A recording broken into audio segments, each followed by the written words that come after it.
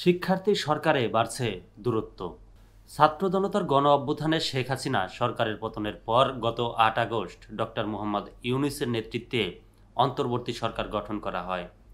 এতে মুখ্য ভূমিকা পালন করে বৈষম্য বিরোধী ছাত্র আন্দোলনের সমন্বয়করা। বিগত সরকারের নির্যাতন, হুমকি ধামকি মোকাবেলা করে কাঙ্ক্ষিত বিজয় ছিনিয়ে আনেন তারা।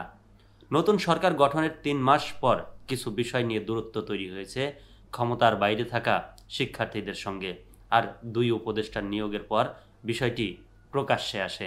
গত রবিবার উপদেষ্টা হিসেবে শপথ নেন ব্যবসায়ী শেখ বছির উদ্দিন এবং চলচ্চিত্র পরিচালক মোস্তফা সরোয়ার ফারুকী।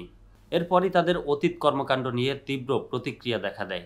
প্রশ্ন ওঠে, এসব সিদ্ধান্ত আসছে কোথায় থেকে? কারা নেয় এসব সিদ্ধান্ত? আন্দোলনকারী বৈষম্য বিরোধী ছাত্র আন্দোলনের সমন্বয়করাও জানেন না এসব সিদ্ধান্তের বিষয়ে। গত সোমবার প্রতিবাদ কর্মসূচিও পালন করেন তারা। এদিকে গতকাল মঙ্গলবার ঢাবির টিএসসিতে উত্তরবঙ্গের সাধারণ ছাত্র জনতার ব্যানারে আয়োজিত এক বিক্ষোভ সমাবেশ থেকে সরকারের কাছে ৩ দফা দাবি জানায় শিক্ষার্থীরা। দাবিগুলো হলো সুষম উন্নয়ন ও অন্তর্ভুক্তিমূলক নীতি প্রণয়নে উত্তরবঙ্গের ২ বিভাগ থেকে কমপক্ষে ২ জন করে ৪ জন উপদেষ্টা নিয়োগ করতে হবে। সরকারের বিভিন্ন প্রতিষ্ঠানে আমলা ও কর্মকর্তা নিয়োগে আঞ্চলিক বৈষম্য করা যাবে না। সেই সঙ্গে প্রত্যেক উপদেষ্টার কার্যক্রমের অগ্রগতি সাপ্তাহিক জনসম্মুখে প্রকাশ করতে হবে।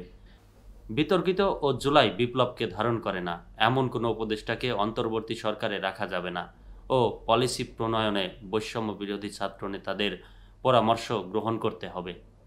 বৈষম্য বিরোধী ছাত্র আন্দোলনের নেতারা বলেছেন, সরকারে ২ জন ছাত্র প্রতিনিধি থাকলেও ছাত্রদের সেখানে অংশগ্রহণ নেই। কার পরামর্শে জুলাই গণ অভ্যুত্থানের বিরোধী সিদ্ধান্ত নেওয়া হচ্ছে সেটাও তাদের জানা নেই। উপদেষ্টা নিয়োগের পর এত বিতর্ক সমালোচনা হওয়ার পরও সরকারের পক্ষ থেকে এ বিষয়ে কোনো বক্তব্য পাওয়া যায় না। বক্তব্য পাওয়া না যাওয়াও ক্ষোভ প্রকাশ করেন তারা। এছাড়া সরকারের কাছে ৫ দফা দাবি জানালেও শুধুমাত্র ১ দফা পূরণ হওয়ায়ও খুব অসন্তোষ রয়েছে বলে মনে করেন আন্দোলনকারীদের কেউ কেউ। তাদের দাবি, দ্বিতীয় প্রজাতন্ত্র ঘোষণা, রাষ্ট্রপতির অপসারণ, সংবিধান সংশোধন সহ অন্যান্য বিষয়গুলোতে সরকার আরও জোরালো ভূমিকা রাখতে পারত।